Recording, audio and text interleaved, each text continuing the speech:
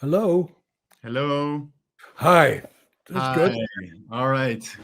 We That's better. managed. How are You you, just Bessel? make it complicated. Yeah. Yeah. Yeah. How are you? I'm okay. So Yeah, are you in France? can you hear me now? You Yeah, can hear me, you can see me? I can see you. Yeah. Okay, great. Perfect. So we're a bit early. Maybe we'll wait a little bit for people to join and get started in a few minutes, maybe. Okay. Um, we can start by asking everyone maybe where you're joining from. Just let us know what country, what city, um, and maybe while everyone is joining, we're just sending the last reminders. Um, Maybe it's a good time to maybe make a quick recap of what happened yesterday because well, we had the first day of the healing days yesterday. We had really an incredible time. We had more than 1,000 people, more than 20,000 people. Sorry. So it's quite incredible. It's like a football stadium, right?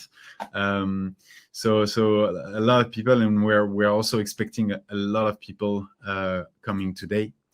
Um, so just maybe for those who weren't there, I can give a very quick recap of what was said yesterday. Well, first off, we had a brilliant explanation from Tim Fletcher about how trauma happens in the brain. Um, we had really a great description of how it happens on the nervous system. I'm just gonna give you a presentation here. Um, he really described really well what really happens when you get into a fight or flight mode. He described the role of the limbic brain and particularly the bridge between the limbic brain and the neocortex. And also, he went through the steps that you can take to repair your mind, to create the right conditions, to change. And then there was an incredible experience from Marissa. We went to see our inner child and create an energy of parenting on our own selves. So it was an incredible meditation. The chat got completely quiet. It was really nice, and I myself sort of slipped away for a moment, and I almost forgot that I was giving a conference with 20,000 people. So we gathered a few feedback from yesterday that you guys sent us in the chat. Um, I'm just gonna read a few. For example, Julia, who said, "Thank you so much for providing this free to so very many people desperate to heal. God bless you. God bless you as well, Julia." Um, or there's Marlene, for example, who said 100% mind blown. I was expecting a lit, but this first class was absolutely 100% helpful and insightful. So we had a lot of great feedback. I saw earlier Denise say in this chat today that yesterday was really groundbreaking for her. So that's really nice to see, and trust us that we're preparing very good things for you today as well. Um, so let's get started now. We can get started, and maybe I'll start by presenting myself. Let me check if I can. Yeah, there you go. maybe I can start by presenting myself and giving the agenda of the conference, and then obviously I'll give the microphone to you, Bessel, which is what everyone is expecting. So for those who weren't there yesterday, just quick reminder: I'm the co-founder of Mentor Show. We are the organizer of this event, and obviously our mission is to become the world's #1 platform for healing. So we're bringing knowledge, support, everything you can get in one place, so that you never have to look for answers again. You have everything in one place. We're organizing this, but it's a free event from start to end. It's completely free. So there's, I think, incredible value. There's going to be more than 8 hours of conference. But at some point, I will answer some questions that we had on our app on Mentor Show to explain. Some people are going to want to go further and have the Mentor Show app to help them heal. I'm going to answer to those people. I'm going to take 10 minutes at some point of the conference. And actually, this is the agenda for today. We first, obviously, Bessel is going to present himself. Then we're going to see how trauma shapes the nervous system. This is going to be the first part. The second part is about understanding automatic responses like anxiety, panic, emotional overwhelm as really nervous system responses and not mental weakness. And then the third part will be about seeing what healing actually feels like, right? This is going to be the first 3 parts. Then I'm going to take a few minutes to present Mentor Show, to present the Heal Masterclass, to answer the few questions that we got. And after that, there's going to be 2 experiences prepared by Bessel to put this into practice. And finally, there's going to be a Q&A where I'm going to give your questions to Bessel, and he'll answer those. So actually, people, you can, throughout the whole conference, you can send your questions to Bessel, and the Mentor Show team will make sure to gather them all, send them to me, and we'll do our best to answer those as many as we can at the end of the conference. And actually, then Bessel will leave. We will leave, and we're going to have a small surprise for you at the end of the conference. We're going to play for you the teaser of the Heal Masterclass. We're going to play 1 lesson, and I'll also answer any question that you might have about mentorship, if there are still some questions remaining. All right, so I think that's pretty clear, and maybe Bessel, you can start by introducing yourself for those who don't necessarily know you in this conference. Well, my name is Bessel van der Kolk. I'm a psychiatrist. I went to medical school and trained in psychiatry after that. And I started off as a psychopharmacologist because back in the 70s and 80s, there was enormous promise that we could figure out how chemicals change the brain and that we could cure mental illness. And I did the first studies on Prozac and Zoloft for PTSD. And the results weren't bad. They were not particularly good either. And so while psychiatry sort of got stuck at the psychopharm level, I started to look at what else could help people to deal with things. And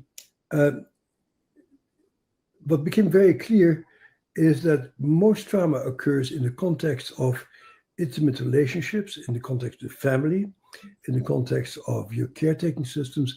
And I've been particularly interested in the overlap between trauma and disrupted attachment. I'm a great fan of John Bowlby, who I knew when he was still alive, and attachment researchers, because it's really that insecurity of your attachment and not knowing who you can count on that becomes a very important part of life. And so I lucked out. I was at Harvard when we got the first neuroimaging machine. So I did the first neuroimaging studies on PTSD, or a team of people. And then I got very interested in how talking alone doesn't seem to help all and completely. It's important for people to be able to talk about what happened, to know what happened, to own what happened, but somehow understanding what happens doesn't make the trauma go away. And for me, the opening window for me was really when I got interested in EMDR. And EMDR is a very strange technique. You wiggle your fingers in front of people's eyes. And what we saw is that with single incident trauma, single events, EMDR was astoundingly effective.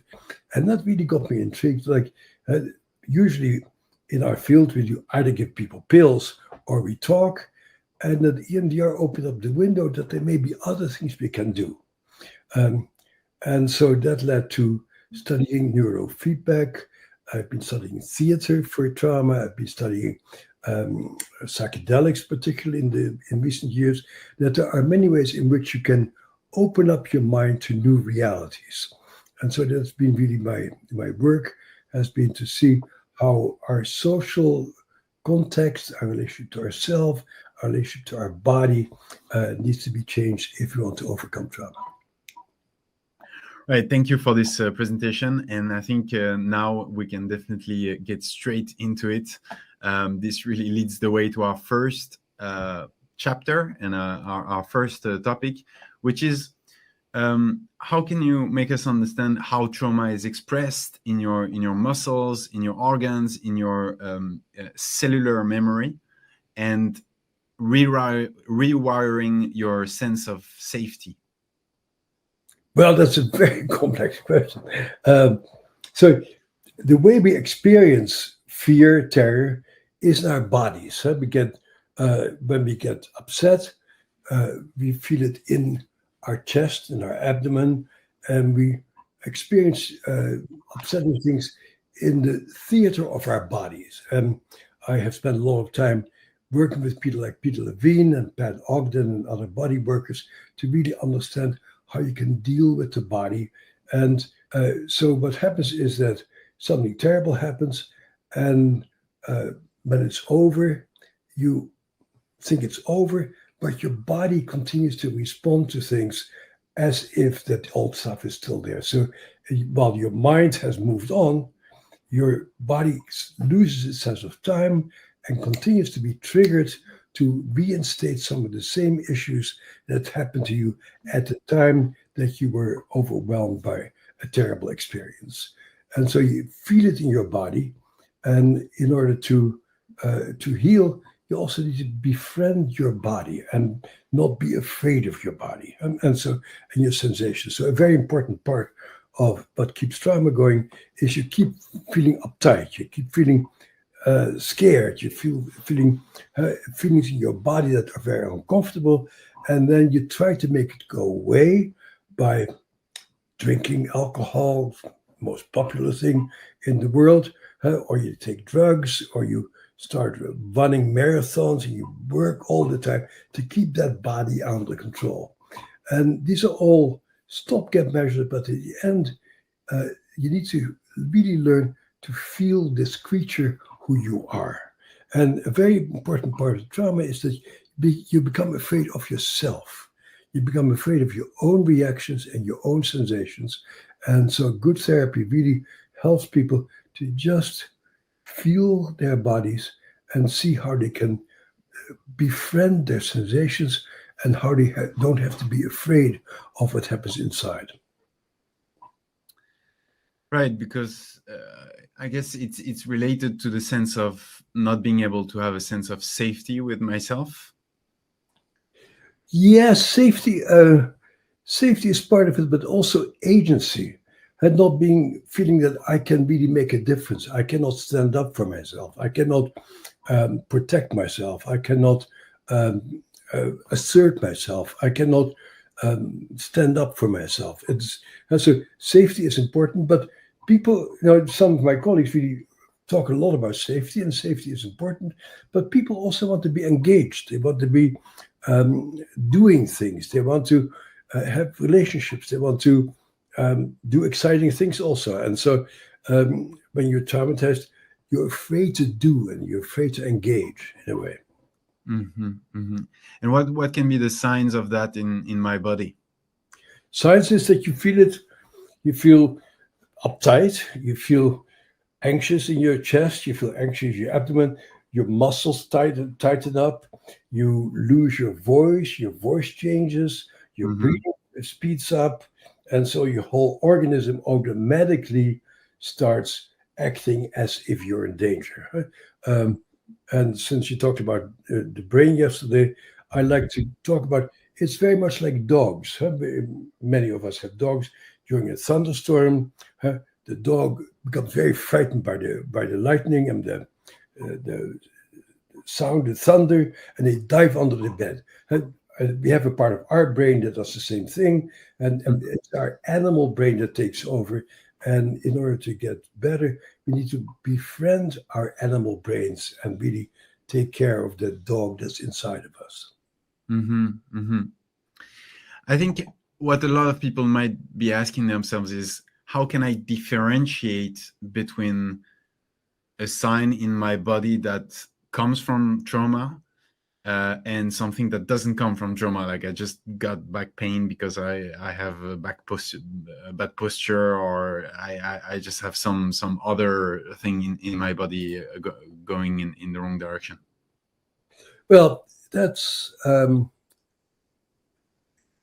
yeah. How do you answer that? It's very much that you have a reaction that the people around you don't have. That you're in this situation and you feel yourself getting uptight, or you feel yourself becoming really angry about stuff that other people seem to not be bothered by. So, oh, there's something about me and my threat detection system that really is off. But that's not usually how it starts. It usually starts with people getting into trouble with other people and they're saying, it is your fault. You made me angry. You made me upset. You made me frightened. And to some degree, other people can be very difficult and unpleasant to deal with. But our job is to stay in charge of ourselves and not let other people take over our physiology. So we have this mirror neuron system. And so when we're with other people, to some degree, we pick up each other's feelings and experiences automatically. And when you're traumatized, other people's feelings take you over and you get very angry or very scared. And so you feel it inside of you. And you think, oh, that the fault is out there. And Shakespeare has already said, the fault, be a friend, is not in the stars, but it's inside of ourselves. And so all reactions that need to be managed by ourselves. Right. Could you give us maybe an example from your clinical practice where really the body revealed what the mind had buried? Let me see. People get angry about stuff and they start reacting in a very aggressive way. And you try to help people. So notice inside, notice what happens. Notice when you put your hand on your chest, and notice if you take a deep breath, what happens inside of you. Notice what becomes uptight. Notice what happens if you relax your muscles. Notice what happens if you slow down your breathing and you become more grounded.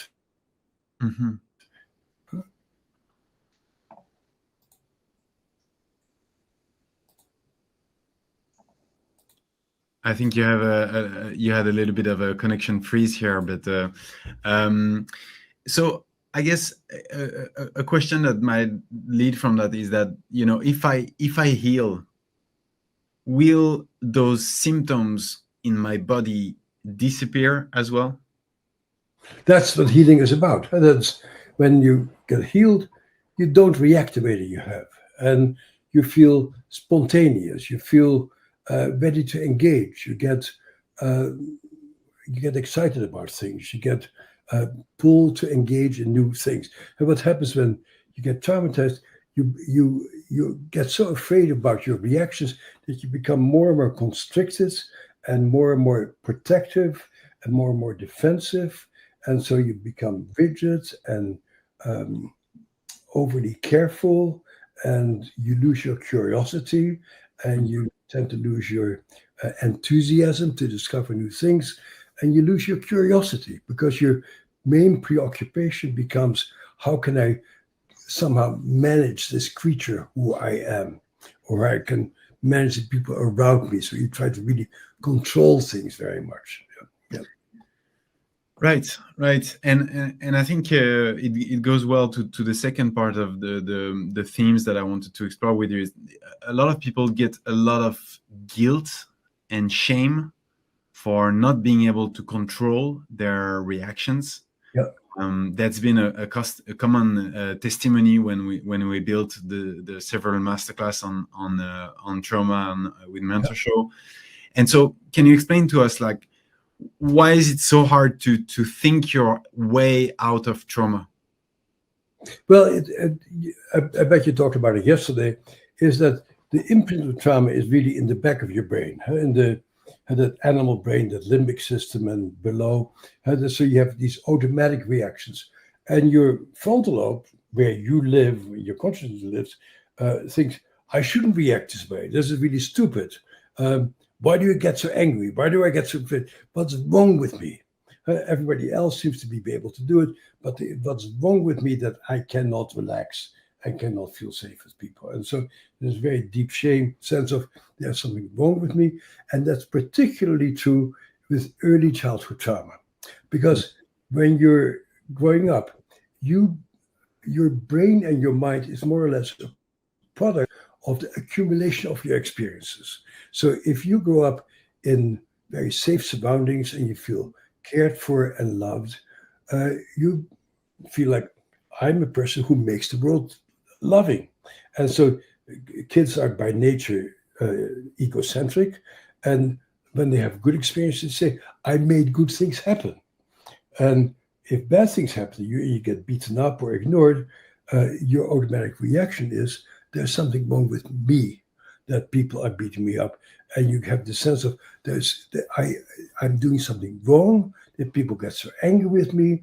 I'm doing something wrong because people are fighting with each other and I cannot control that. And you start feeling really there is something defective about you. And you have this deep sense of, I'm the origin of all the bad stuff that happens around me. And in the long range, but particularly early childhood abuse and neglect leaves this imprint in you of, there's something deeply wrong with me and I'm very defective. And people can tell you over and over again, it wasn't your fault, you were just a little kid, and your frontal lobe knows it, but the back of your brain has no cognition and has no sense of time.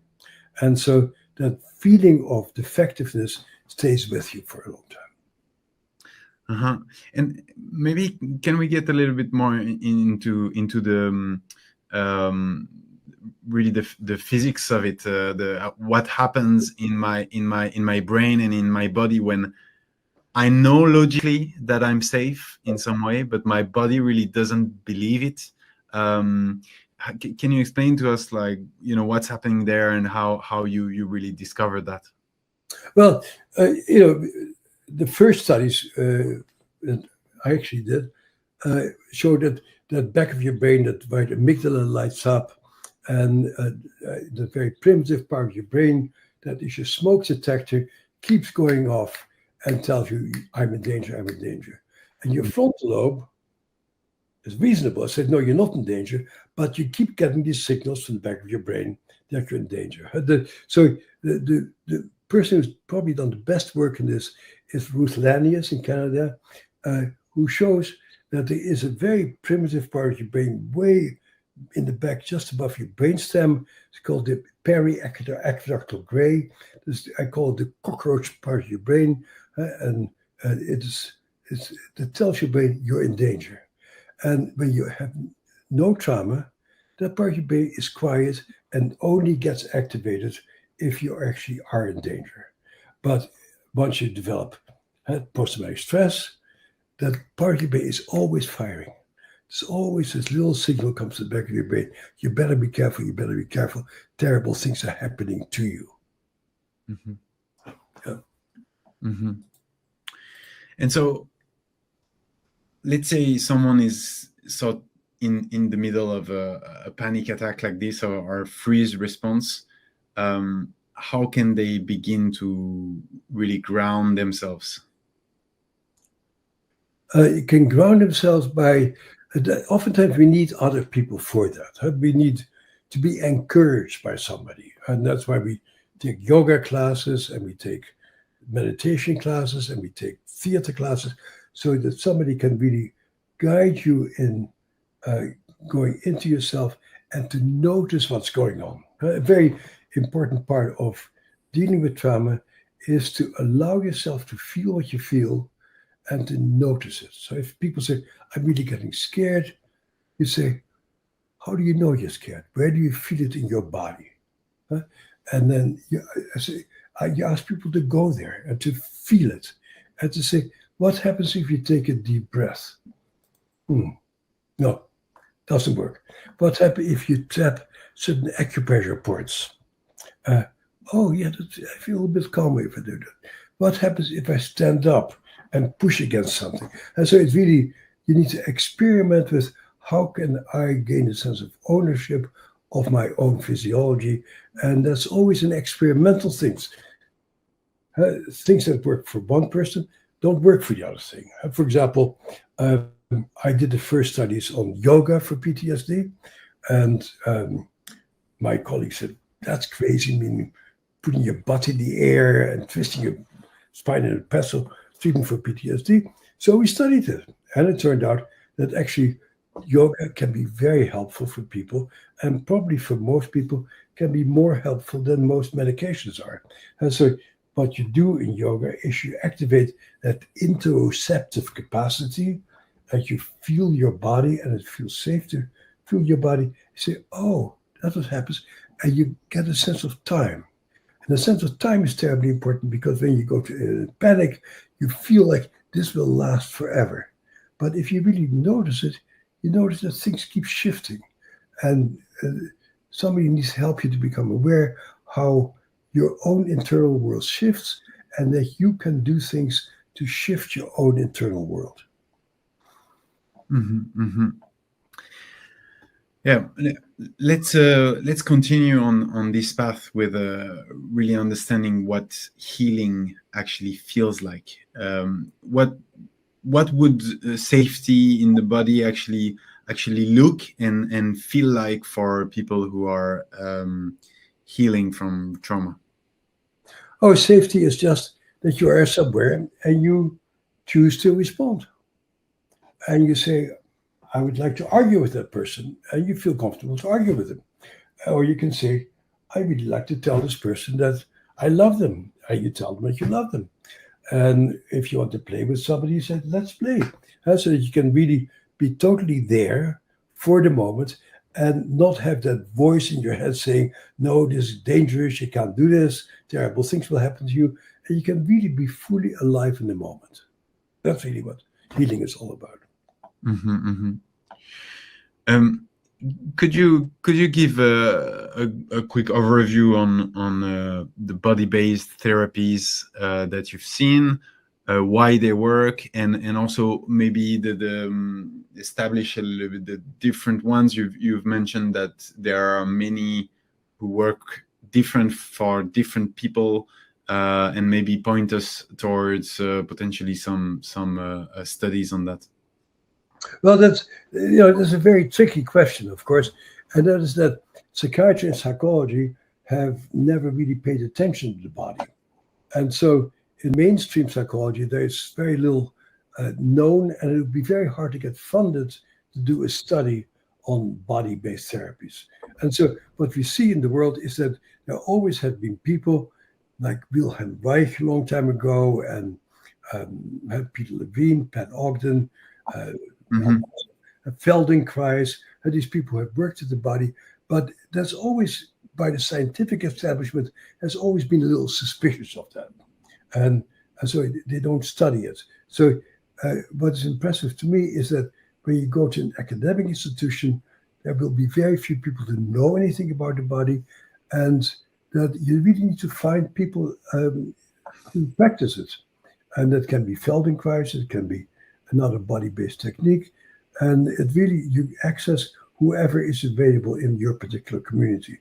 But that's rarely ever in the medical psychiatric mainstream world.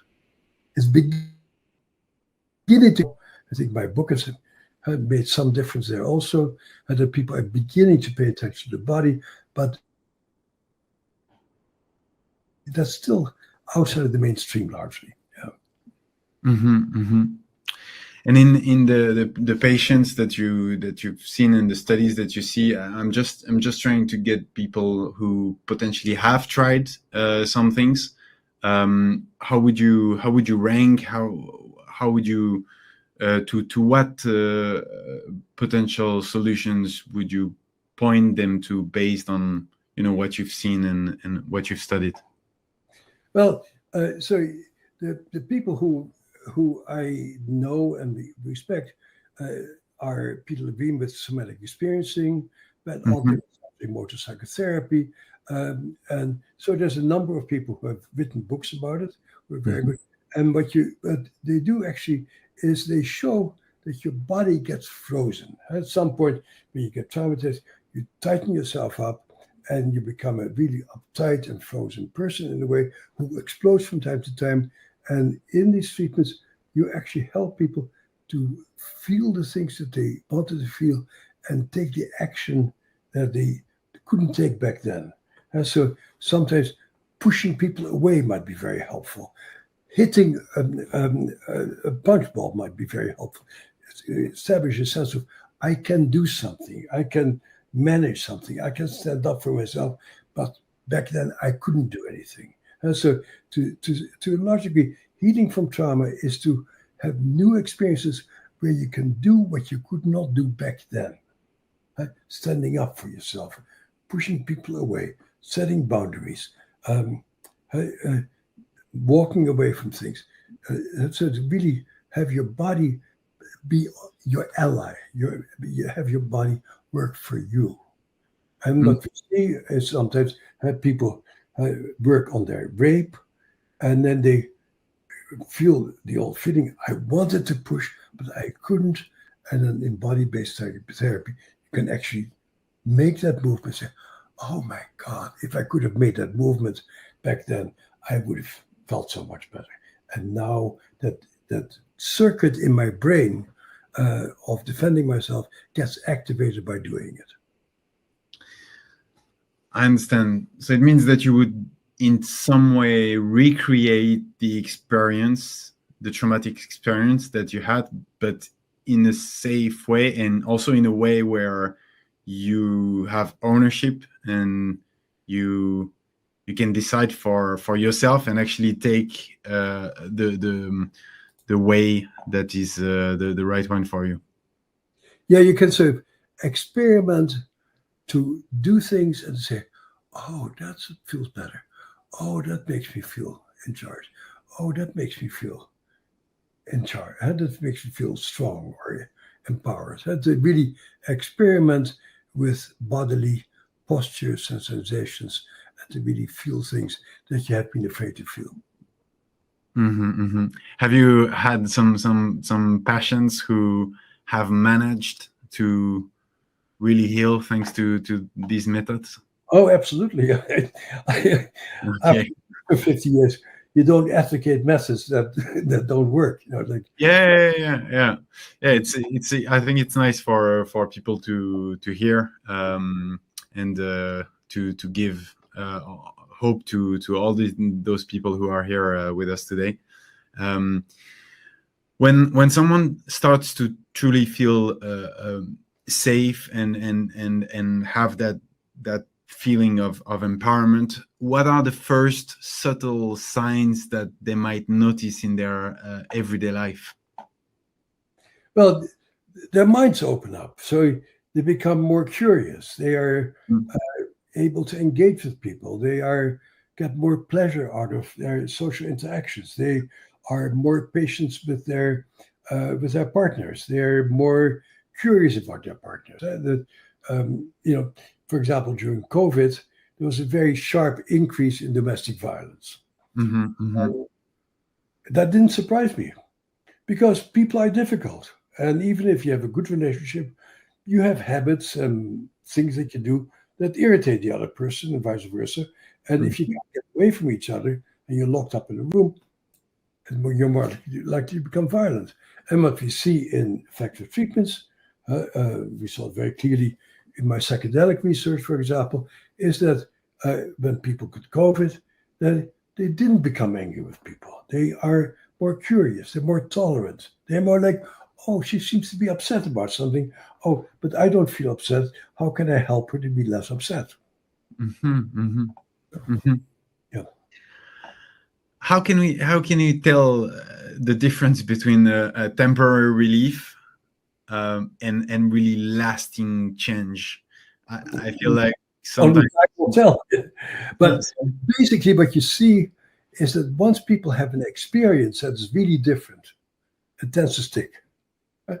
If you have never stood up for yourself and you learn, you do karate, at certain point you say, I know how to do it. I know how to protect myself. If you have been afraid of heights and now the fear is gone away, you can stand at the precipice. You go, oh, it's an interesting landscape. And I don't feel I'm going to die. That's how you know. Right. So to create an experience that is different than that where you're really empowered. Right. But so the pieces, you need to have an experience, but somebody needs to give you the courage and the support to go to these experiences that by nature are maybe a little bit scary and upsetting. So we need to have other people usually to help us to go there and to try it out, because that person is there to make us feel safe. And so the interpersonal connection in therapy is terribly important, and to feel safe with the person who is working with you on opening things up inside of you. Right. Yeah, I think that's very well put, and I think then people can really make it a habit. I think actually someone from the chat early on said like, I'm learning to build new habits as if there were a second nature, as if to build myself a second nature.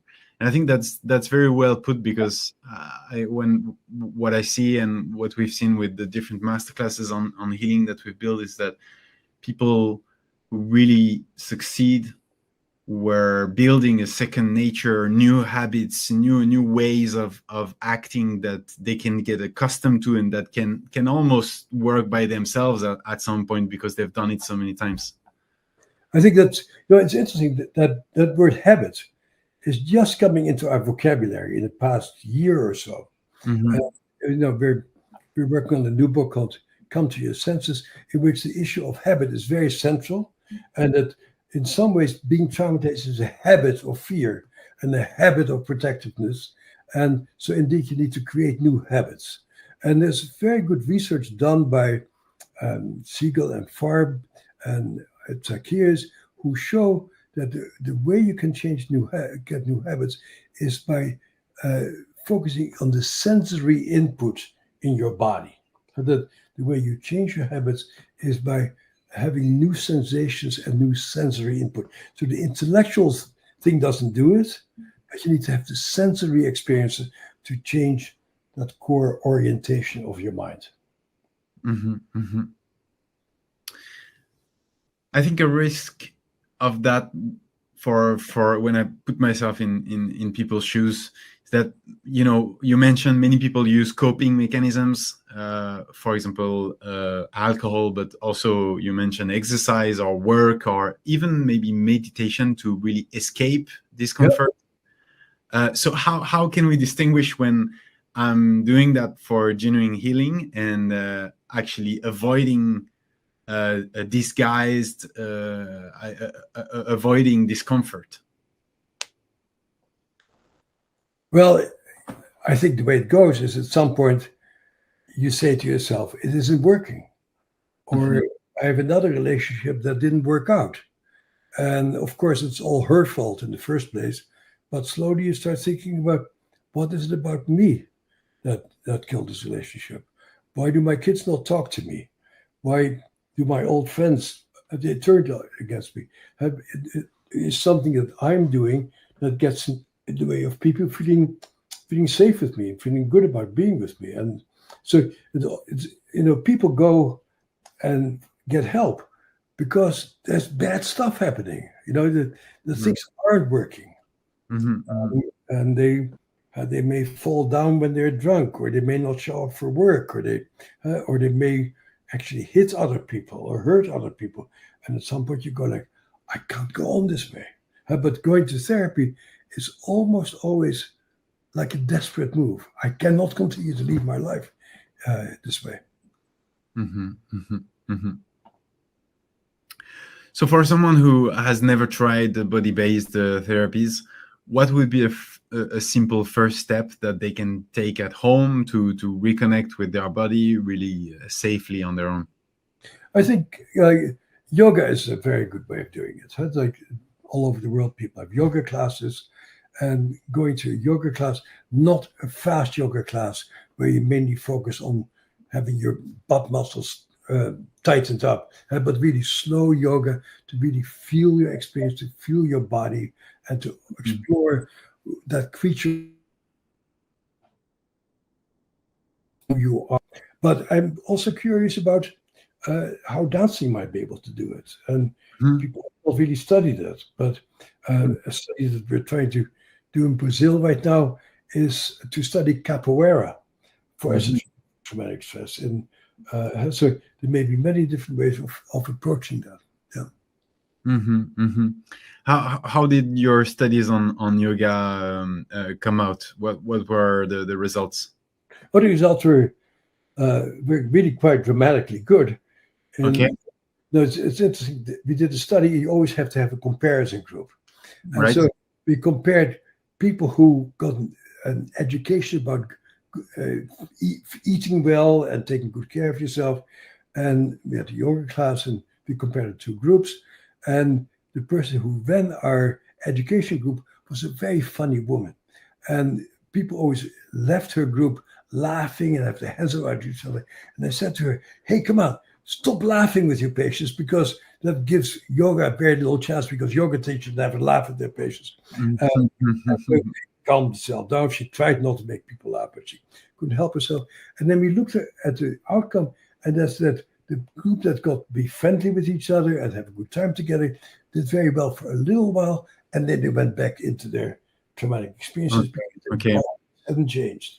And the more boring yoga teachers, they changed a little bit, and at the end of 12 weeks, people were much better. And then we continued with a small group for 6 months, and you saw slowly people becoming calmer and more oriented and more aware of themselves and feeling more pleasure and feeling more engaged with their lives. Wow, that's just really impressive. Quite fascinating study to get into. All right, so I think we've already got through the first part of the theory, and I'd like to know, people, how did you like it? What did you get from it? Can you share with us in the chat? I know I learned a lot, so let us know how you found it. And now, for a few minutes, I'm going to go through a few questions that we got from yesterday on Mentor Show and on the masterclass, the Heal masterclass. All right. So first question was, I think very relevant question for a lot of people. It was from Tanya. I've read a lot of books on trauma. I've watched a lot of videos online, but I'm still stuck. Why would this masterclass actually help me move forward when nothing else has? All right, so I can see the chat is now really firing up about the first part with Bessel. So I'm going to read a few. Deborah, who says enlightening. Esther, love this first part so far. We have a lot of people. Yin yoga is very helpful. A lot of yeses, and people are very, very excited. So thanks for the feedback. So Tanya, before making the course, the Heal Masterclass, we talked to thousands of people who had experienced trauma, and they had tried a lot of things, right? So we actually asked them, and here is the results based on about 2,500 people. So you can see there's people had tried therapy, meditation, medication, physical exercise, and a lot of things. But some of them were disappointed with these solutions, and I think it's for a very simple reason. And as we discussed extensively right now with Bessel, it's because your trauma is living inside of you, and you have to build a second nature. And it's really only practice and creating new habits in your daily life that is gonna bring you to the path of healing. And so we asked people, these 2,500 people, what do they need? What do they want from the masterclass? And people were really, the grand majority of people said we need practical exercises. We need practical exercise because we need to create these new habits and create these changes in our bodies. So that's why we decided to build a really practical guide towards healing. And this is why all these people, we have a lot of feedback, a lot of testimonies. We have thousands of people who really were very satisfied with the course so far. About 2,700 people who gave a grade of 4.8 out of 5. So people were very, very satisfied of Gabor's Heal Masterclass. And we gathered a few of testimonies here. I'm not going to read all of them, but for example, I can't stop crying with such deep relief while watching this masterclass. David, who said, please extend my gratitude with all the team that makes this masterpiece possible. It changed my life. I'm quite sure it will do the same to many people around the world. Thanks, David, for this incredible testimony. And for example, Matthew Conat, thank you, Dr. Gabor, for creating this masterclass, sharing your wisdom. This has opened my eyes, seeing myself in a new way. I got present to how much blinded I was, and I'm now more confident to share and pass on the wisdom to others. So I feel like I'm bragging on this, but it was a lot of work, and it's obviously as a founder of Mentor Show, it's really our goal to get testimonies like this. So that's why we show them. Another question was, can you explain the HEAL method again? So I'm just going to go through it quickly. H is the first part of the course. It's to hear the pain, we call it. So to find the root, to really understand where the suffering is coming from, and basically to make trauma a teacher. So there are like self-awareness protocols, there are different mapping questionnaires, and so on. Then E is empower yourself to heal. So here you have to turn insight into action. So that's going to be where you're going to have tools, you're going to have daily routines, you're going to have weekly routines. Then once you've done that, you have A, which is the part about aligning your relationships. And here it's a major theme that the 2,500 people we worked with were very often mentioning is how can I protect my children? How can I not pass it on to my children? How can I protect my children from trauma? And how can I protect my relationships?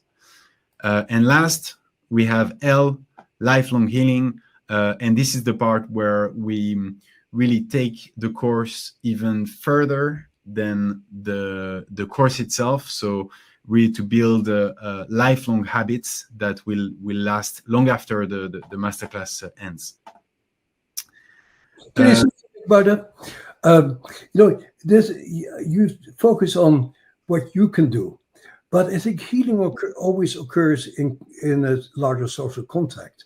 The trauma is usually an interpersonal event, and so you have an interpersonal fear and a difficulty connecting, and you heal trauma really in community, and people show you how to do it. People do things together with each other. People experiment together. This is not a solitary enterprise. You don't heal from trauma by yourself. You heal from trauma with other people. Yeah. And most things, with exception maybe of neurofeedback, really involve somebody who helps you to do it, and a contact with people who work with you on creating that. I don't think you can do this all by yourself. Yeah, that's true. And actually, that's a very good point, Bessel, and it's a very good transition to the last part I wanted to get into on this questionnaire, and then we will get to the experiences that you've prepared. We had a few questions on the offer that we made for the healing days, and I'm just going to remind everyone what's included in this offer. So obviously you have the course, the Heal Masterclass, but as Bessel just said, you cannot really do this on your own. And it's true that sometimes, even though you have amazing content in there, you have more than 7 hours of Gabor's teachings and practical exercises and so on. Well, sometimes people feel a little bit alone in front of the screen. And you have to be shown the way, you have to be taken by the hand, and you have also to share it with other people who have the same issues or the same energy as you, right? And this is why in this offer, we have weekly live sessions. So that's more than 50 sessions where you have trauma specialized coaches where you're going to have the ability to ask your questions, to get some advice, and really try to keep your momentum strong. So that's 50 sessions in total. You're also going to have exclusive webinars where we dive into different topics, and obviously all the future healing masterclass, and namely obviously the Grand Bessel. So here it is for the offer. We had a few questions on the guarantee as well. Just Jamie, who said, so if I'm not happy in 3 months, I can get the money back. Who does this kind of guarantee? It's crazy. So yes, Jamie, it's crazy, but it's what we've decided to do. So it's just to help you to take that step. The guarantee is very simple, is that if you take the course and in 3 months or in whatever time you feel like it hasn't helped you, or you just don't want it anymore, or you feel like you need the money back for some reason or anything else, if you've watched the masterclass, you've done the exercises, and you can send them to us, well, we'll refund you the totality. So that's a risk we take to make the choice very easy for you. All right. So these are really the key questions that I wanted to answer from these 3 people. And now that we've gone through those questions, we can get to the next part, which is the experiences that you've prepared for us, Bessel. So we can get into the first one, which was the body scan. But I want to really mention something else. That, um, you know, as a neuroscientist, I know what the circuitry in the brain that gets really messed up. And we really need to be helped to change our circuitry. And so, for Mhm. example, we can use brain-computer interface stuff. We can use neurofeedback, and we can pick up the electrical circuits in the brain, and we can play computer games with your own brain to calm your brain down and help your brain to become more focused. Um, Mhm. and so there's things you can do, but with people who really know what they're doing to actually help you for the next phase. And I think doing body exercise by yourself is helpful, but it doesn't really make the profound changes that we see with, let's say, neurofeedback, with psychedelics, with EMDR, with our theater work, because you need to have experiences with other people who really help you to reorganize your brain circuitry. And you cannot do that by yourself. And so I can tell you, oh, you can pay attention to this, which is a nice piece, but you need to go much further than that. And that you cannot do that on the cheap. You need to really dedicate yourself to experience these methods. Huh? And so my book, which has sold over 6 million copies around the world by now, has a lot of chapters on different techniques of what you can do. Huh? I have a chapter on what talking can do and what talking cannot do. I have a chapter on EMDR, what EMDR can do and EMDR cannot do. I have a chapter on neurofeedback, what you can do with brain-computer interfaces, how your brain can become rewired by doing a chapter on yoga, how yoga exercising. I have a chapter on not on psychedelics in the next book, but there are certain things you can do collectively with other people with experts to really rebalance your brain. And you cannot do Feldenkrais by yourself. You cannot do these body techniques by yourself. But it's good to go to a yoga class and sink into yourself. But it's a communal enterprise. And I'm concerned about people relying on screens to virtually have an experience. Actually, we need to throw our screens away and do things with other people and experience things with other people, with our bodies, actually. Yeah. Right, right. And so for the people who came here today Right. and are now with us, how can we can give them a sense of how the body scan works and really try to live this experience all together? We could, but I would rather talk about the amazing things you can do with psychedelics. Which is not only by yourself. It can be an experience that you can open up your mind to unknown things. And my main research in the past 10 years has been on psychedelics, and we come up with results we have never seen before, actually. So, yes, you can do the body scan. Yes, you can be in touch with a very good part, but you need to have more than that. Mm-hmm, mm-hmm. So let's not pretend like it's so simple, because when you get traumatized, your brain circuitry is really different, and you need to really help people to be able to pay attention in a different way. Neurofeedback is helpful for that. Psychedelics is helpful for that. Psychotherapy alone, usually not. Body work alone, usually not either. Mm-hmm, mm-hmm, mm-hmm. Complex.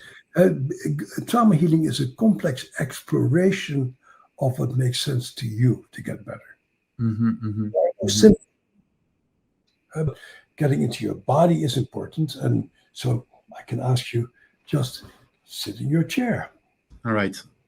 and feel your butt in the chair and notice your spine and see if you want to maybe move a little bit to feel more aligned. And maybe you want to notice if there's any area of tension in your body. And you may notice if you shift your leg or shift your belly, how that may be different. And just sort of notice the way you're sitting. Just notice your breath. Just go inside. What we know from neuroscience research is the only way we can really change is by going inside and activate the interoceptive pathways of the brain. And so you pay attention to your internal world and notice what's going on inside of you right now. Just notice your breathing. Notice your belly.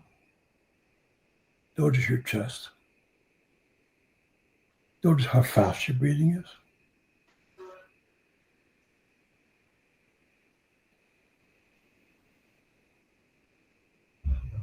And just feel yourself.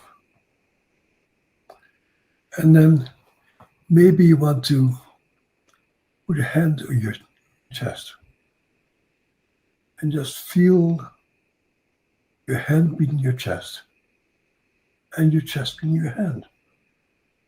And notice what it's like for your body to have a hand that touches you. Just notice it. See what it feels like to be held by you. And then notice your hand and what it's like for your hand to feel your body.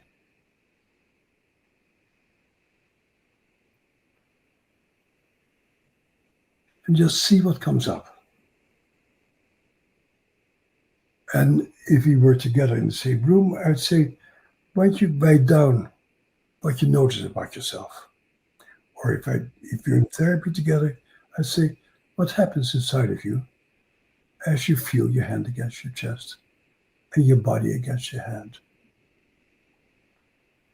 So that's really the beginning of meeting this creature who is you. And to notice what's tense and what's not tense. And notice what you can do to relax that creature.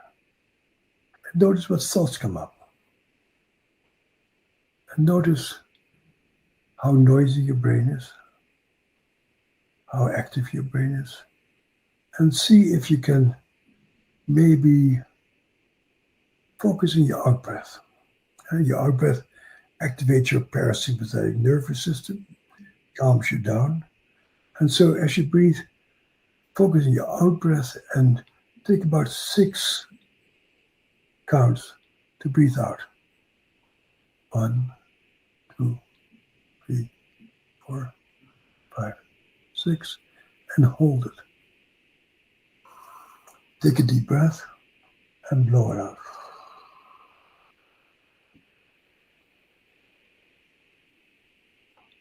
Hold your breath.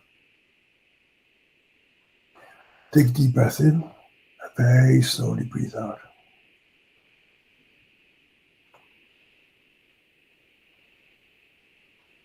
And so that's a very important part of a yoga practice, of a meditation practice, of your learning to be in your own company.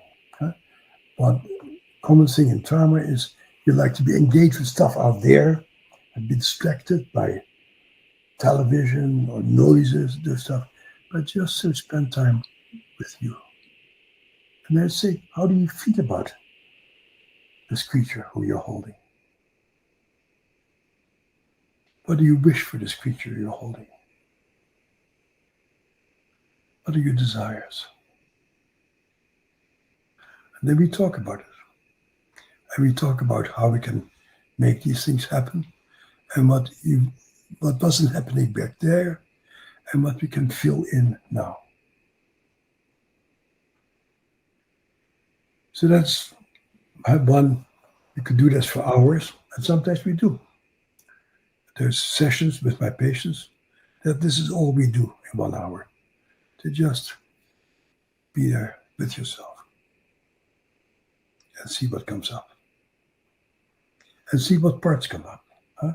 Because one of the things that we have learned about with trauma is how we have multiple selves living inside of ourselves.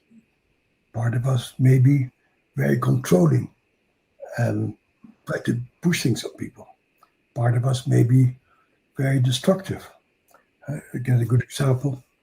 Today, a patient of mine came to see me and she said, you told me something that made me feel like you really cared for me. And the next thing that happened is that she had a lot of traumatic things coming back from her mind. What happened at this point is that as she started to feel safe with me, another part of her came out and said, be careful, don't trust people too much. They're dangerous. And so another part came out that was aggressive and warning her, don't trust anybody. And what we do then is say, how did that part of you protect you? Where did you learn that life is not safe? And how has this part been helpful to you? And you thank that part for being so protective of you, even though it messes up your life. And you say, maybe we can step back and see what that part is protecting inside of you and what hurt it is protecting. This is again something you cannot really do by yourself. Someone needs to be there and to help you to go deep inside and to really get to know all these parts about yourself and to really feel yourself very deep. So that's one thing. The other thing that I imagine other people also talk about is this really interesting thing of tapping acupressure points. My favorite person there is David Feinstein, an energy psychologist and a very good scholar, married to Donna Eden, who's a wonderful body worker. And what people discovered, all Chinese medicine, is that there's certain acupressure points that you can tap to calm that system down, to get your mind in that window of tolerance where it's not too excited or not too shut down. And so, but now I'm a Western trained doctor. The stuff really doesn't make sense to me. But in Chinese medicine, they say if you tap certain parts of your body, you can calm yourself down. I use it a lot with my patients. So you can follow me. You start tapping over here. The Chinese call this a reversal point. As a Western trained doctor, I have no idea what a reversal point means, but it seems to do something to change your energy. Next point to tap is over here between your fourth and fifth metaphalanx, over here. And you tap there. And as you do that, just notice any shifts in the energy in your body. Get calmer, more focused, more agitated, whatever. And then you tap over here on your superciliary ridge, it's called. And just notice what happens in your body. Or if tapping is unpleasant, you can just hold it. Next place you tap is your zygomatic arch over here. Just notice what happens. Next, tap over here, the infraorbital ridge. Next point you tap is over here, the glabella. And you tap over here. And the last point I tap, you tap over here, acupressure point number 27. And then you tap over here between your 11th and 12th rib.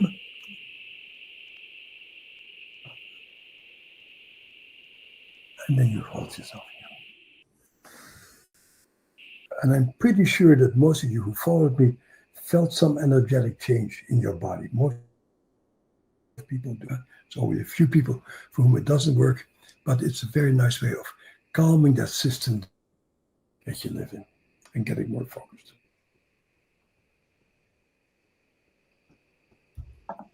Wow, thank you for these two exercises. It's incredible because it sounds quite simple. You can do it anywhere. You just need yourself basically, and a room that's a little bit quiet. And I thought it was very effective. I can see Mika, holy crap, that was such a somatic change. Loved it immediately, super calm. I felt all kinds of things. That felt great. So it's incredible to discover that, because it's like having a tool that you can bring anywhere at any time. You just need yourself, But and I guess that's why it's so effective. yeah, they're nice little pieces as a part of a larger practice. So there's not the end in of itself. And if you really want to do the real trauma work, I would say you need to really explore deeper ways of going inside. And these days, deep meditation experiences are important. Um, Psychedelics, I don't know how far people are. It's legal in Australia now. In the US, we mainly use ketamine. The study I did was an MDMA. People do ayahuasca, but it can be very heart opening if done in the right conditions. And everything is always, the set and setting is critical. And so you don't just do things, it needs to be done at the right place with the right person. And you need to take your time. And there's no quick answers. If you do have a psychedelic experience, you prepare yourself for it, you go through it, and you debrief yourself, and it really becomes a very serious experience that will help you to really open up major things about yourself. And what we saw in our psychedelic research is a dramatic change in self-compassion. And you and I started off talking about how trauma often lead to a lot of shame and self-hatred and not being able to stand the way you feel. And on psychedelics, we see a very profound shift in people meeting their trauma and going like, I was so little, or I was so helpless, or I feel so bad that this happened to me. And then the next thing that often happens, very surprising, after people get compassion for themselves, they also get compassion for their perpetrator. And they say, my father was this violent man who always put me down. And now he never got to enjoy this beautiful baby that I was. I was a lovely child. Instead of loving this child, he beat me up. And he didn't never get to experience the joy of what it's like to have a beautiful child like I was. So people's consciousness vastly expands to not only include himself, but the people around him also. And what were the results of these studies on psychedelics? I assume when you talk about psychedelics, which psychedelic are you referring to, and also what results? So we did a very, very large $63 million study on MDMA. And MDMA. How many people involved? How many subjects involved? Over 200 people. Okay. And people got either placebo or they got psychedelic experience. Got a lot of psychotherapy. And I thought that psychotherapy alone would probably be at least as powerful as the psychedelics. And it turned out not to be the case. That psychotherapy alone was somewhat helpful, but adding psychedelics to it made a profound difference. And that's why you focus on methods to calm yourself down. Yep, it's not bad. Gets you some of the way, but you need to go deeper, and you go deeper with other people who really help you to go into your trauma and develop that deep compassion for yourself. Interesting. Okay, now Bessel, we're gonna go into the Q&A part. If it's okay for you. We're over an hour now, so I think it's time to try to answer a few questions from the audience. So first question is from Richard, who says, I suffer from extreme touch deprivation. My parents told me I was neglected very much as an infant. Is this trauma? And if so, how does it impact my CPTSD therapy, both body and mind? I think, it's strictly speaking not trauma.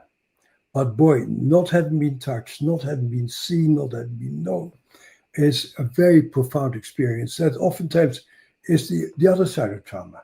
That most trauma that I see is interfamilial trauma. people haven't been heard by their own family.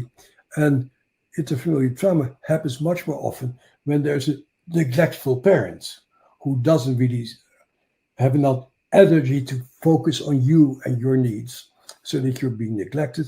And when you're being neglected, bad things happen to you in addition. But not being seen and being known is a huge issue, because we become who we are by the responses we get from other people.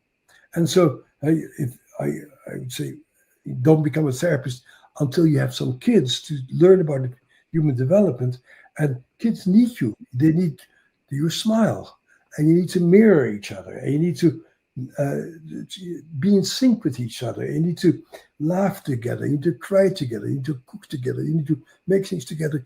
That's who we are as human beings. We're deeply social creatures who get our pleasure out of our communal activities. Eating with people, making love with people, playing tennis with people, going hiking with people. They're all communal, rhythmical activities, basically.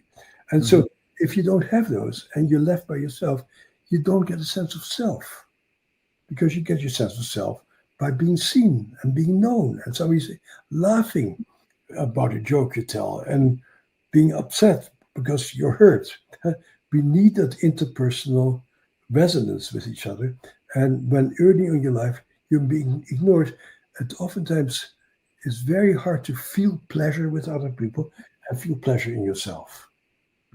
So what was striking in our research very unexpectedly is that psychedelics, MDMA, turned out to be extraordinarily effective for that, which I had not expected.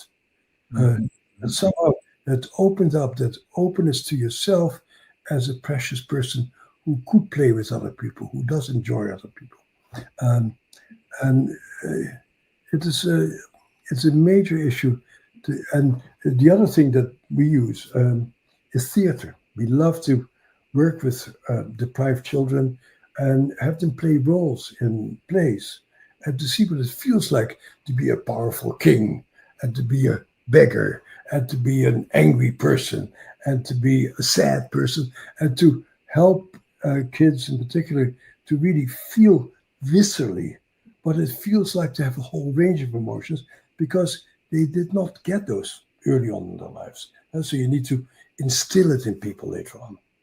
But it's a very real issue, and I'm glad you asked that question, because that oftentimes gets people don't pay much attention to it, and they sort of say, "Oh, why you take a drug to be less depressed?" No, you need to have experiences of being engaged with people and opening up the possibility of feeling pleasure, and opening the possibility that you can give pleasure to other people, and that you have an impact on other people, and other people have an impact on you. We have a few questions in the chat. I see a few people answering to each other.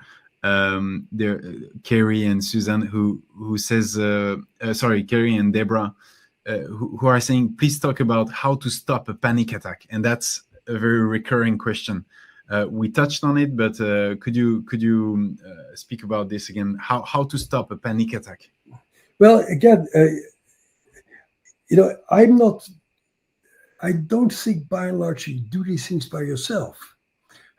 You are with somebody a therapist, a body worker, who actually can help you to feel what you feel.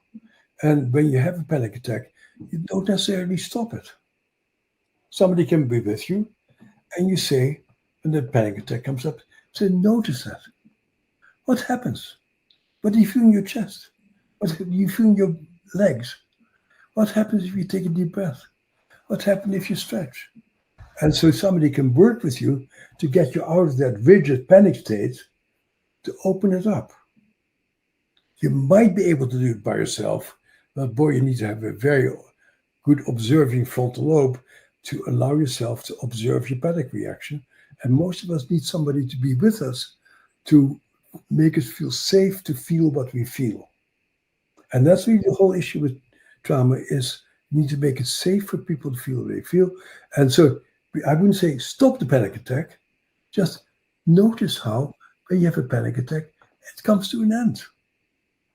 And notice where you feel it in your body.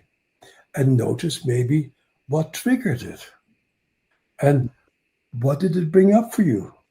Oh, I was being beaten as a kid. And when that person looked at me and angry, I got a panic attack. Oh, how do you feel about that kid who was being beaten up? What would you do for that kid? How could you help that internal part of yourself to feel safe and calm? But it's an interpersonal process.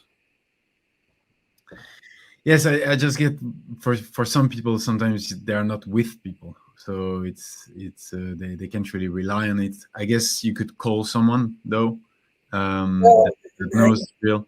now you need to take it seriously. It's not like, uh, you know, this is a big deal. And, you know, the people are getting lonelier and lonelier because of screens. Mhm. And so you make a commitment that the people who really got it is the AA program, Alcoholics Anonymous, Mhm. a 12-step program where people get together and are devoted to each other. And the core part of being alive is to be devoted to each other. Mhm. I'll take care of you and you'll take care of me. And every Tuesday at 5 o'clock, we meet and I can count on your being there. These Mhm. are not individual processes. These are always social engagement processes. Mhm. Mhm. We have a question from Yvonne. How can we identify our trauma if we do not remember our childhood years? You don't have to identify your trauma. You just have to identify what's going on right now and to really become very aware about who this person is and how this person reacts. And as you become more curious and open about yourself, it is very likely that stuff will start coming up. Again, this is not an individual enterprise. You work with other people who are really deeply interested in you. Say, what does it feel like? What does it remind you of?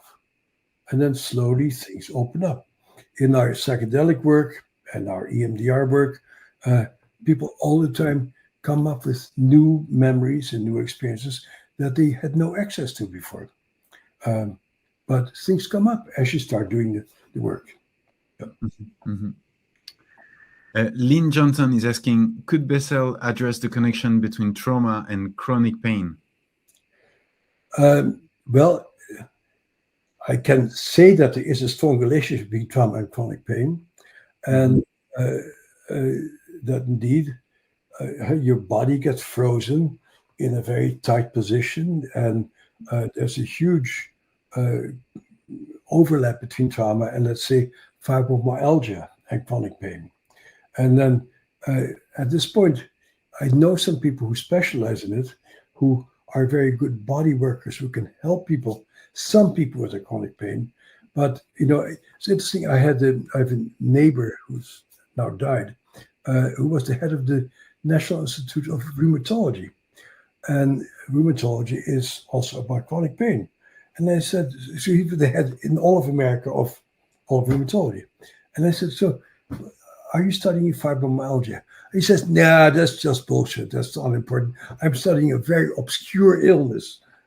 And so this major scientist did not even want to study chronic pain, even though it is such a common problem. And but what we see, and for example, internal family system therapy, which I hope you'll talk about sometime in your thing. You talk about parts of yourself, and there was a study being done on internal family system therapy, which is very good trauma treatment, and they found that people with chronic pain were able to calm themselves down and feel safer in their bodies. So it can be done, but you need to work with the body. You need to work with your psychological processes. Mm-hmm, mm-hmm. What you are mentioning is internal family systems. Yeah, yeah, that is sort of the standard psychotherapeutic approach that many of us use. Really Okay. getting to know the different aspects of yourself, and really integrating the different parts of yourself. Yeah. Okay. Okay. Question from Von. Are you familiar with chakra systems? I've heard about it. Of course, you hear about it. There's not much research that's been done on chakra systems. When I go to China, which I do from time to time, I always tell people, but you better figure out what these acupressure points are about, because if they're real, you should have a real representation for it. But at this point, we don't really know the science behind chakras. They're there, but they're still quite mysterious. Yeah. Okay. Before we get to other questions for you, Bessel, we have a few questions on the masterclass. When does the masterclass start? After I sign up, the masterclass, once you've signed up, you get immediate access to the masterclass. There's 7 hours of content, about 17 lessons. And as I mentioned, you get in the offer weekly sessions with trauma specialized coaches who will help you put that in practice in your weekly habits. Can I watch the masterclass on my phone? Yes, you can watch the masterclass on your phone. You can watch it also in audio. You can download it if you need. You can also pay in installments. We had a question from Olivia, so you can pay in 3 times if you need. I also had some questions because I mentioned there were only 500 spots for this offer, just because we have a limited amount of coaches, and there's a question if there are still spots available. So the response is yes. It's filling up, but there are still some spots available for those who want to join us.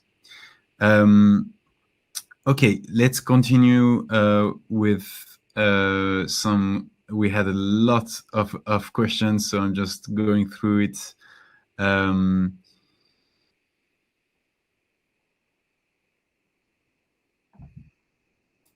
How does conversion disorder manifest as a result from trauma, and can it be healed? Does that ring a bell? Yeah, that rings a bell. That certainly conversion is part of the trauma spectrum, of how that people who are traumatized, their minds are able to ignore certain things, not have the feelings anymore, but the body can still express itself with paralysis, etc.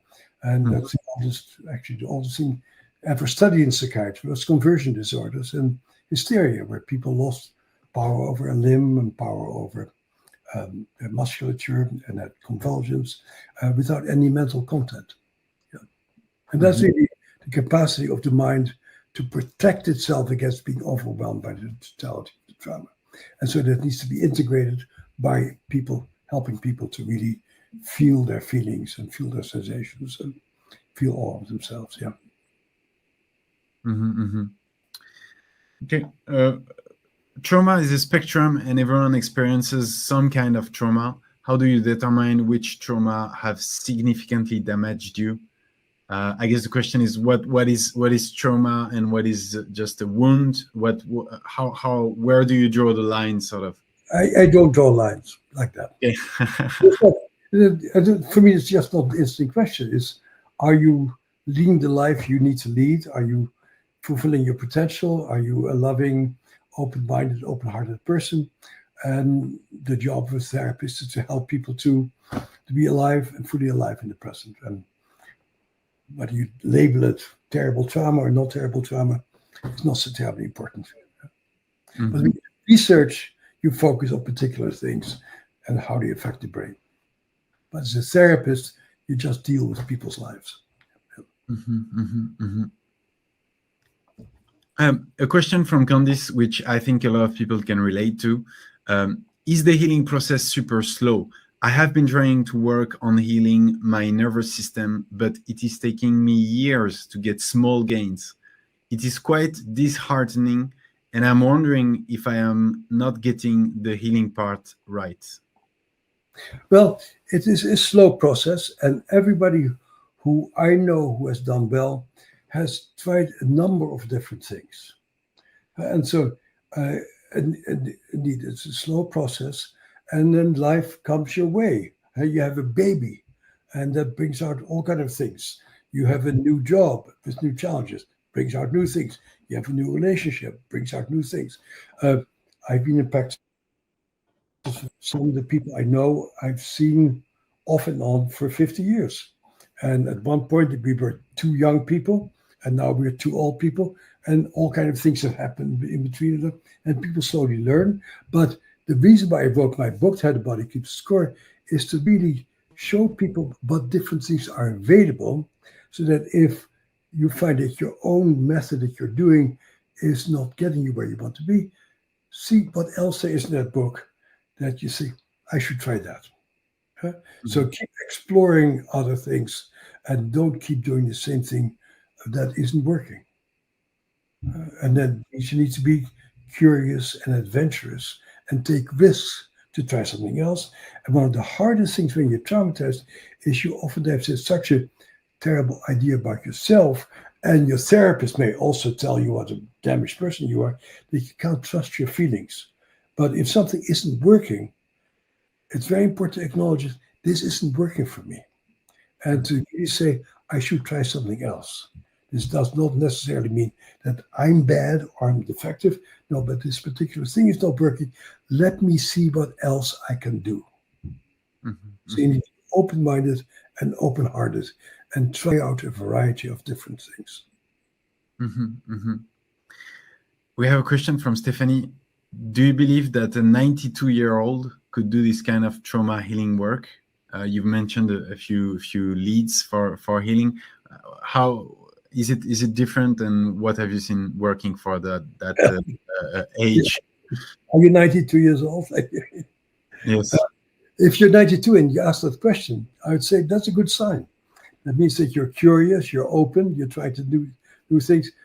Most 92-year-olds are just clinging on to function as well as they can, and are not particularly open to try new things. But if you're open to try new things, by all means, try it out.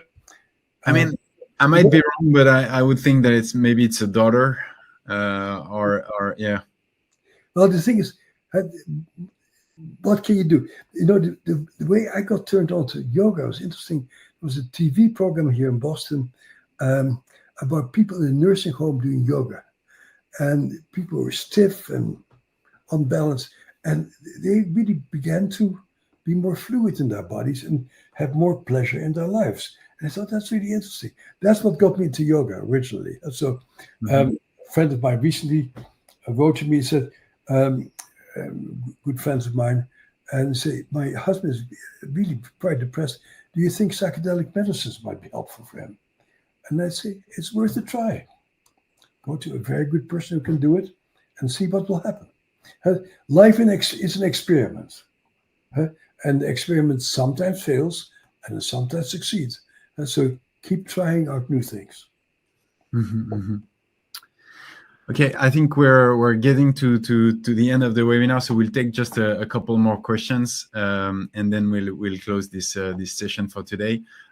We have a question from Hannah Hundal. How do addictions start from trauma? Oh, that's very much correlated. The research shows that it's almost impossible to become an addict without having a history of child abuse. Child abuse and addictions go very hand in hand, and it makes perfect sense. When you're abused, you feel horrible sensations in your body. You have emotions that you cannot stand, and so you start taking stuff that makes those emotions go away, and then you get addicted to these particular things. So there's a very strong correlation between addiction and trauma. And addiction, I would say, generally starts with trying to medicate your own trauma away. That example I like to give when I give a talk is, if I have a little fentanyl over here, I say to my audience, hey, I have some fentanyl. Who would like to take some fentanyl? Most people would go like, this guy is crazy. But there may be 2 or 3 people in the audience who go like, I feel so bad. I'll try some fentanyl. If you feel good about yourself, you don't take heroin because you love your body. And if you love your body, you don't do terrible things to your body. But if you're desperate and you don't see how you can turn, you'll do anything to make it go away. That's how it goes. Last question from Carrie. How do you calm acute anxiety. Go there, feel it. Okay. Listen to what your body is trying to tell you. Mm-hmm. What is it? And again, hard to do by yourself. Mm-hmm. That's why we have therapists. Say, notice that, feel that. When does it happen? What are you reacting to? What have you done that helps you? And what else can you do that might make you feel better about yourself? Do you feel less anxious? Are you able to tell the truth? Oftentimes the case. If you can really tell your secrets, you'll stop being uptight because it's been safe to share your secrets. But if you have a secret, you must be afraid of people finding out about your secret. And so you need to be with somebody who can slowly help you to open up about your secrets. That's very true. That's very true. Well, thank you, Bessel. People, can you tell us in the chat how did you find it? Did you like it? Did you get something from it? Let us know. I know I loved it. Discovered a lot of things and a lot of different leads for you to explore. Now we're gonna play for you the teaser and then the first lesson of the masterclass that we built with Gabor. So for those who want to stay on, you can watch the first part of the masterclass, and then I'll stay over for some people if you have some questions about the masterclass itself. But otherwise, for all the others, I'll see you tomorrow for Gabor's conference on the heart. So it's the third step. It's gonna be amazing, and I hope to see you there. Thank you everyone for being such a good participation in the chat, and thank you Bessel for everything. And speak to you soon. Okay, thank you. Bye. We're gonna play for you the. In my masterclass, Heal, I built for the first time a practical step-by-step guide towards healing. And now that's what I'm going to share here with you.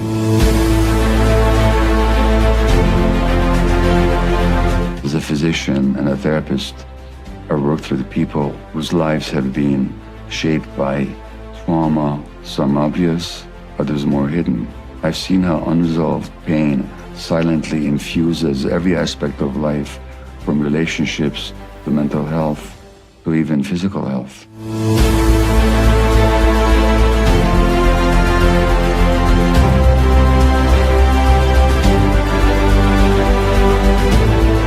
I've treated people facing the scars of narcissistic abuse, child abuse, sexual trauma, and many other wounds, big and small. And through this, I've developed a structured approach to healing trauma that can transform suffering into resilience and into strength.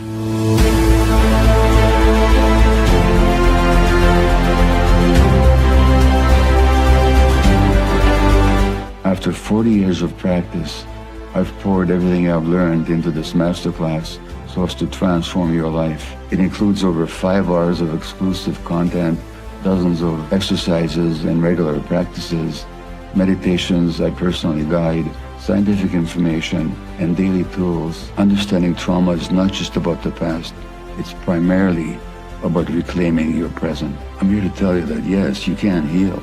I'm Gabor Mate, and I invite you to take the journey with me.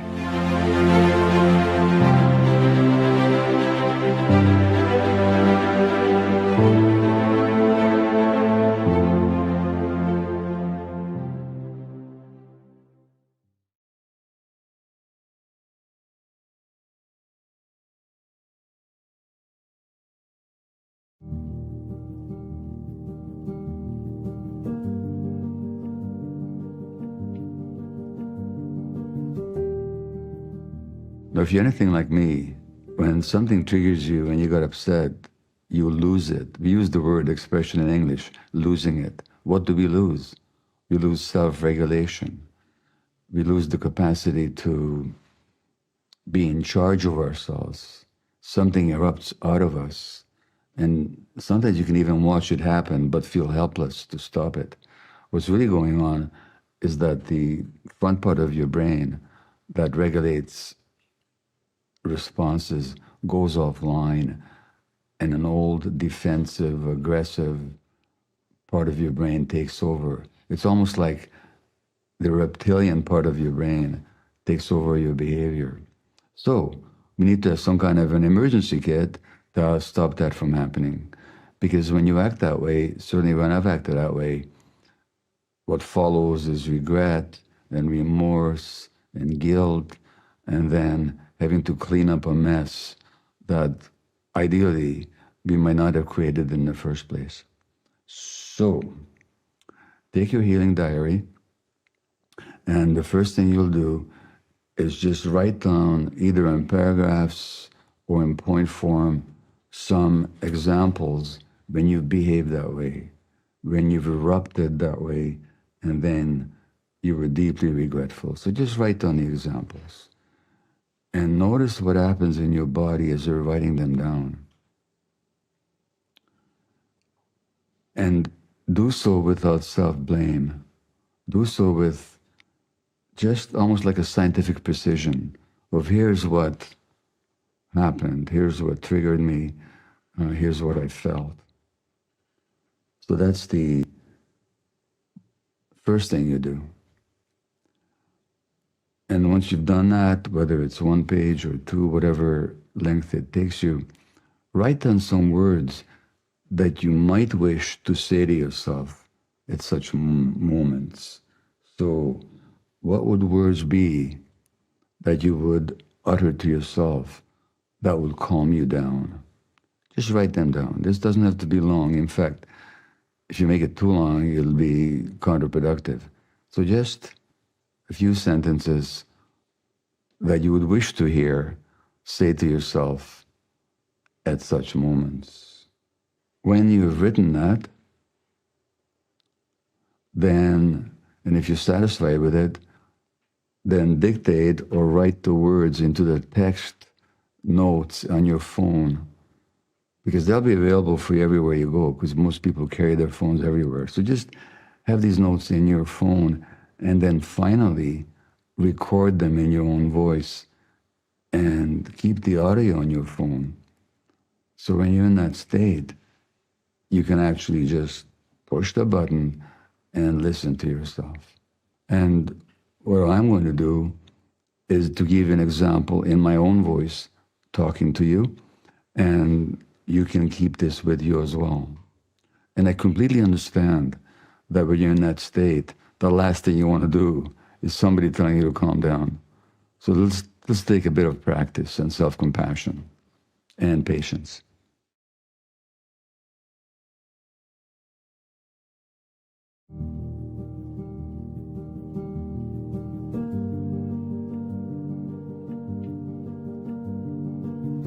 Here's what I would say to you,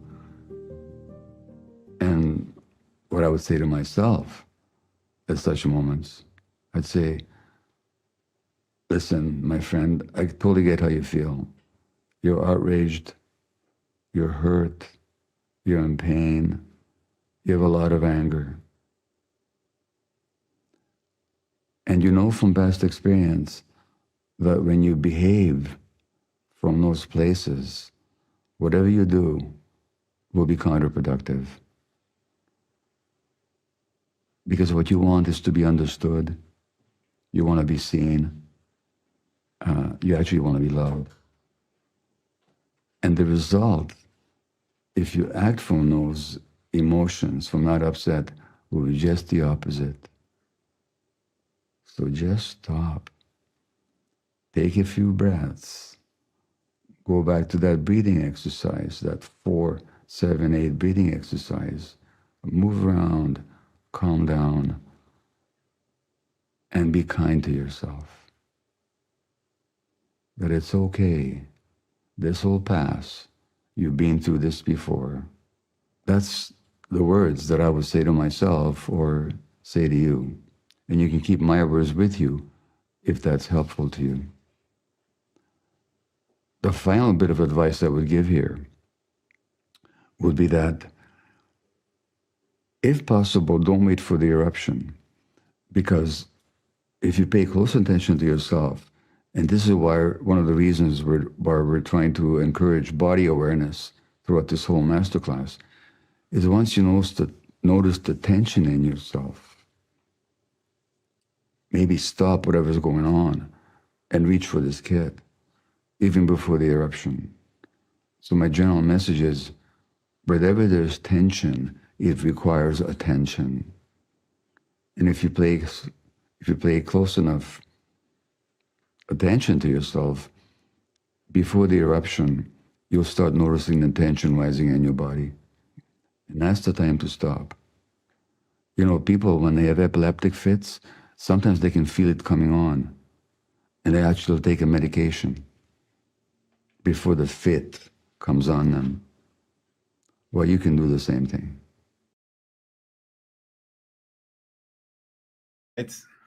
What did you think, people? I'm here. I'll stay here for a few more minutes to answer any questions you might have about Gabor's masterclass. So don't hesitate in the chat to send over questions, anything about the course. I really love this part that we just saw of Gabor. It's an incredible, what we call the emergency kit. It's just one part of the emergency kit. Actually, there's like 10 tools on there. But one of them is this message in the bottle. And I think it's very powerful because you have this audio of Gabor, who is speaking to you at that moment and saying those words. And I think that can be very, very soothing and can really change the course of things for you. And it's actually something that he's recorded for him. So, you know, it has an incredible value for you and for anyone. So just a reminder, I'm going to remind you what's in the masterclass, and then maybe I'll show you how it looks also on the inside the website, right? So let me show you. You have, there you go. You have 4 sections. Hear the pain. I talked about that. What is trauma? Recognizing trauma in your life. All those are the timestamps, so you can see that there's a lot of content. Authenticity versus attachment. How trauma impacts physical health. There's a lot on addiction and trauma and how to build alternative coping mechanisms. A whole section on empowering yourself, dealing with triggers and self-destructive reactions is a very big one. I can see here, but it's about 30 minutes. 2 sections on strategies and therapies for healing trauma. So you can see that there's a lot of content in there. And there's an incredible part of this masterclass is the live interactions. Why? Because you probably saw in the video, there's an audience that we selected out of about 500 people, and there were 30 of them, about 30 of them.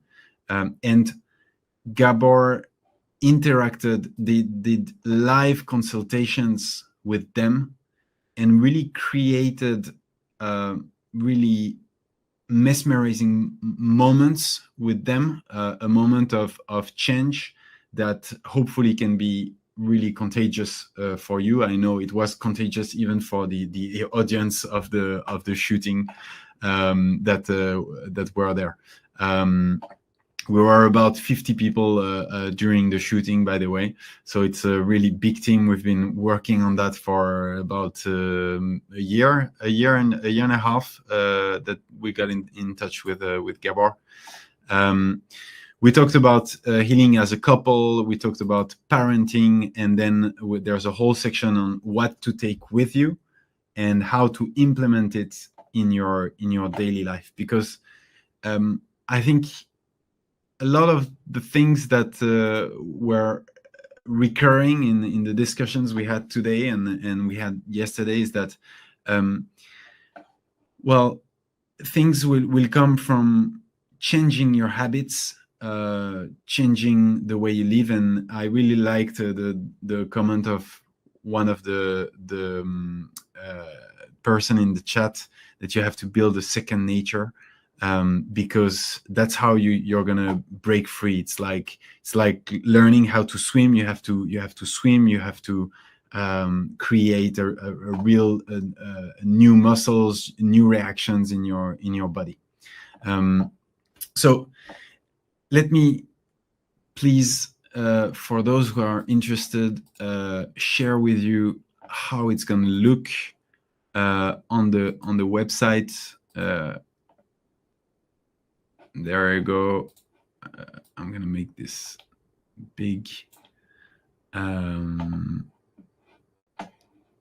So this is the website. I'm just going to sign in. For you, you would have to sign in and buy the masterclass. You would go on a checkout and buy the masterclass. So here I already have an account because I'm the co-founder, so I can get, and I have the privilege to go straight in. And this is, how it's going to look. There's a lot of content in there. There's about more than 50 masterclasses. And a lot of them about healing. Boris Cyrulnik is another one, a French psychiatrist whose parents were kidnapped by the Nazis when he was 3, and he really created a whole theory about the theory of resilience to be able to go out of trauma. So that's one of the courses. But I just wanted to show you the course of Gabor. So here is how it's going to look. You're gonna if you join the course, here is how it's going to look. You're gonna have the whole lessons here that I talked about. You can see here the pain, empower yourself to heal, and so on. So if you go to the first one, for example, there you go. This is the first lesson of the course. It's you have a whole section with comments, and you can see actually now I start to listen and look through everything again. Perhaps I discover new things. I am happy for Gabor as a mentor. I felt I was listening to a very soothing voice. There's a lot of comments on there. I can show you, for example. There's the second part, for example, even I get lost because we have a lot of content in there. For example, the impact and the event. These exercises, I realize how one traumatic response may actually be driving a repetitive traumatic experience in another area. You can see what can I show you? This is the whole. Let me show you. So here the pain. This is the first part. Then you get empower yourself to heal. That's what I was looking for. So that was dealing with triggers and self-destructive reactions. There was a lot of questions today about panic attacks. So this is what we've built with Gabor on these triggers, self-destructive reactions. It's really an incredible, there's a lot of tools in there and things that you can use to help you. You can see here, there's a few comments. Victory, thank you so much for sharing this story. I think a lot of us can see ourselves in you. I am so proud of you for sharing and being open to seeing how our minds lie to us. Fantastic. Couldn't relate much. Couldn't relate more. This class was fantastic. Gave many insights. I admire the woman you triggered and admire your way of handling and showing her and us how everything functions. So this is, yeah, and you can see some people are sharing this emergency playlist because Gabor also made emergency playlist as part of the emergency kit, because what he says in the masterclass is that music is maybe the best tool to go to your emotions. and that's true, right? We use music. It's almost the only thing that can create instant emotions in us, so that's why Gabor created an emergency kit playlist for you, so that you can use that along the message in the bottle as well, in case of difficulty. So that's just one of the tools that we had in there for these moments. But you can see there's so many so much content in there. The meta practice, for example, that is incredible. A lot of content. Also, I didn't mention that before, but there's a whole lesson on how to support a loved one who has experienced trauma, and there's a lot of bonus as well, a few coachings that have already happened, and another bonus that you will get is you will get all the replays from the healing days, right? So you will get the replay of today and yesterday, and the one tomorrow, and also the one on Saturday. And I think one of the most important thing is that you're gonna get as well weekly support. So I think that's really incredible, and it's the first time that we do this.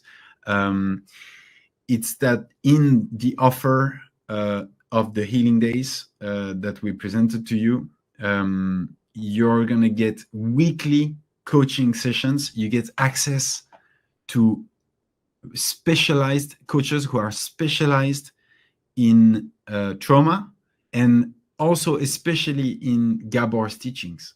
So we've selected, thanks to him, so that you can get actually people who know the masterclass, they know the course very well, and they can help you implement it. And also, if you don't understand something, you can talk to them about it. So I can see your question. So I didn't see it before, so I'm going to start answering those.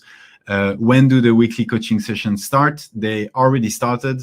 Next one is on Saturday. So you're going to get it every week. Do we get access to all the other teachers on the website as well? You get access to all the other teachers that I showed you. You're also going to get the future masterclasses, so the one with Bessel and many others that are still in the pipeline. Elise, who's saying, in the masterclass, can we go at our own pace? What if I go on? Yes, you can go at your own pace. I showed you on the website. Whenever you have 10 minutes, 5 minutes, you can just log in and you can just watch what you want to watch, and go back to it when you have more time. So there it is. I think we created Mentor Show because we felt like healing is actually possible, but it has to start from a conscious choice. I think a conscious choice that of faith that I can heal with the right support, and I think here you have a support with Gabor, who is honestly amazing, and who is one of the most recognized teacher on trauma in the world. So you get his teachings. He's worked with us for about a year, so he's really poured in his heart into it, and I think we're very proud of the content that we created here.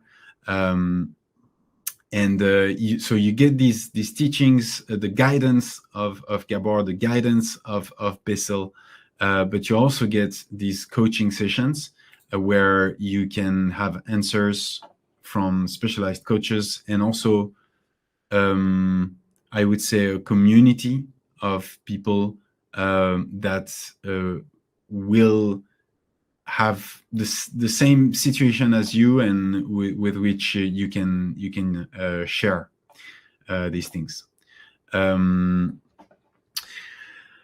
Okay, so I think we're almost 2 hours now. I'm maybe answering a few more questions, and then we're gonna close, because we need to be fresh for tomorrow, because tomorrow it's gonna be with Gabor on the heart.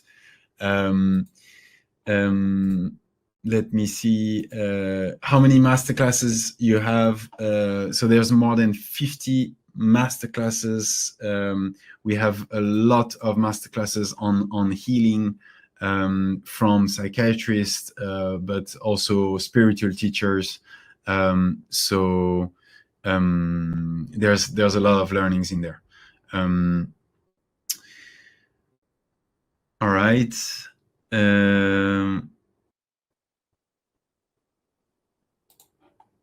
All right, everyone. I think we've covered all the topics. So I think we had a great time today. I think this webinar with Bessel was wonderful. And I'll see you tomorrow with Gabor. See you, everyone. Bye-bye.